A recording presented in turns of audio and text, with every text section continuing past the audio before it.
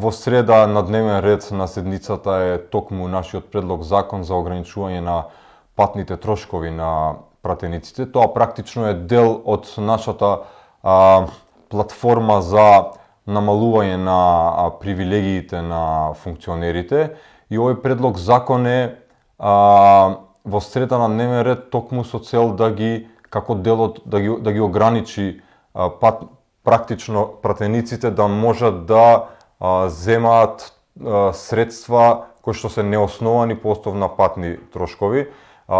Вие можете да видите дека изминативе години, па и оваа година што измина 2014, дека се земале патни трошкови на годишно ниво од пратеници од 30 до 100 и повеќе илјади евра. Така да ние мораме да ставиме ред во оваа проблематика. И нашиот предлог е, мислам дека сосема прифатлив за тие да се ограничат на пазарната цена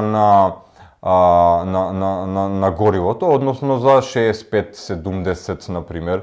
Нашиот предлог е 6,5 литри на 100 километри на пазарната цена на горивото и така да земаат патни трошкови, а не како до сега тоа да бидат енормни суми кои што се незамисливи едноставно. Регулирањето на таа проблематика не е целосно јасно и користат разни методи за да наплатат патни трошкови нереално, онолку колку што не заслужуваат и колку што не направиле во крајна линија.